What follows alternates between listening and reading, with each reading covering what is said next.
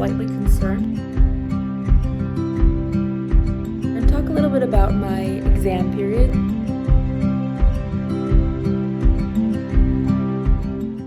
Hey guys, what's up? It's me, Lily. I'm the person behind Crafts and Crumbs if you're new here, and if you're not, thank you so much for coming back. I really appreciate it. So this week I have a pretty crafty week ahead of me. Lots of reading, lots of knitting, lots of crafting, baking. So join along with me, grab your knitting project or whatever you're working on, and let's see what we get up to this week.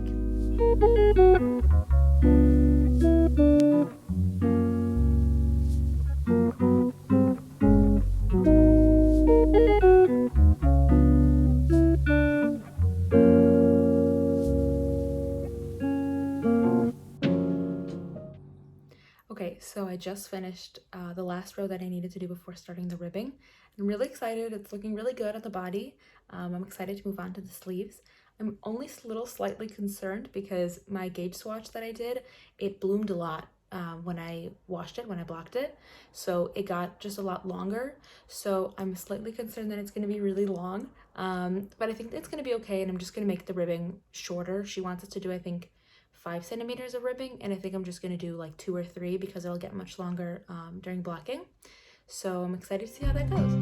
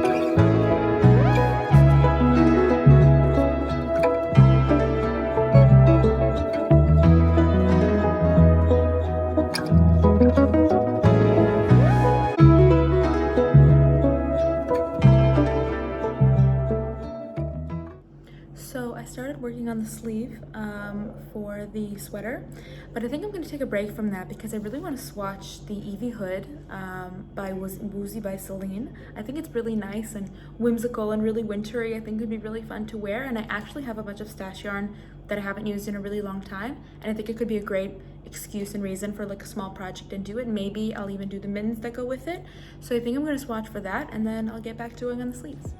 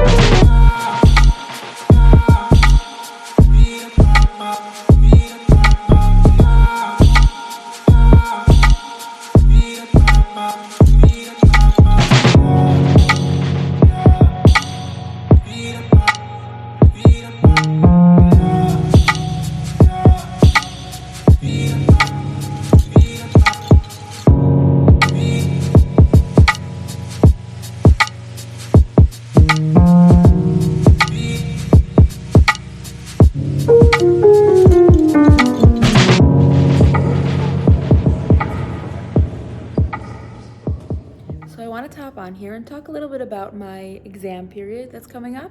I have about 9 exams in the span of 1 month, so I really do have a lot.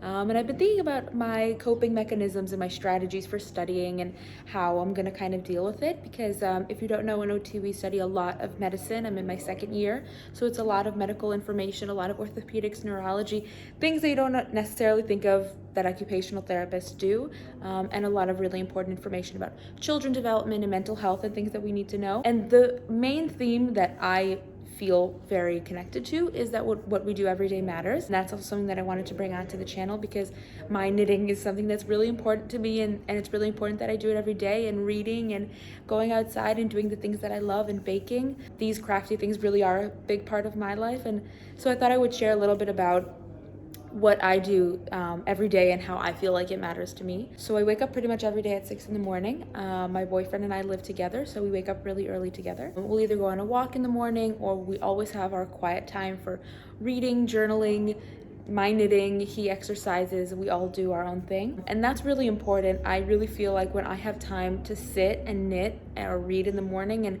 just me time, quiet time, I feel much more prepared to go out for the rest of the day to work or to studying or whatever. And I feel like I've done something for myself first, so I'm much more capable to give myself fully to that experience, because I've had time in the morning that's just for me. And I think that's really valuable, and that's the first thing that I really feel a difference in. Waking up earlier, it really makes a difference. My friends all call me a grandma because we go to sleep between 9 or 9:30 or 10 at the latest every night, but it really does make a difference. We have time, we have a big breakfast in the morning, we have time to make food for the rest of our day to fuel ourselves correctly, and I really feel like that makes a difference. So I'm hoping during this exam time, as my next exam is next week, I'm hoping that I'll be able to find the balance between the two things. I'm not the kind of person who can sit and study for 8 hours a day, and I'm not planning to. I really don't believe that that's something that we need to do to succeed in an academic world and in general in a professional setting. I don't think that it's something that we need. We need to study correctly and study for the proper amount of time and give it our all, of course, and that's what's most important.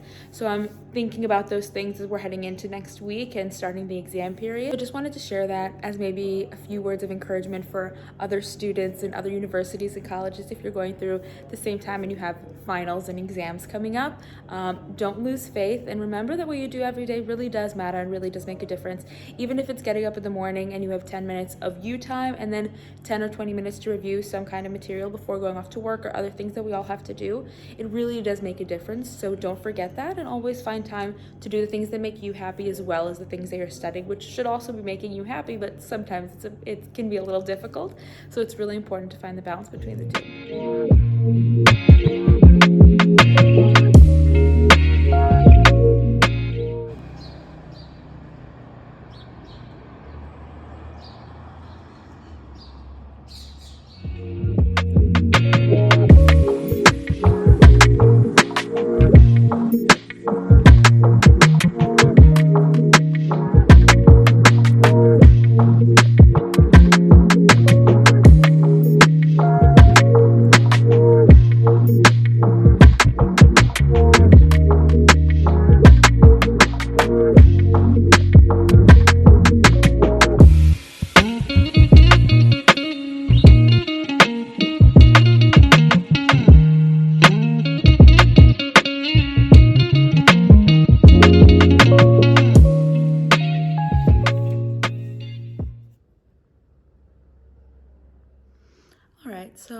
of the day I'm pretty much going to study, and we're going to a family event later today. So I think I'll end the video off here. Thank you so much for watching. If you're a student, let me know how you're dealing with exam period and what you like to do and how you like to study. And also let me know what you're working on, what you're crafting, what you're knitting. Thanks so much for watching. See you in the next one.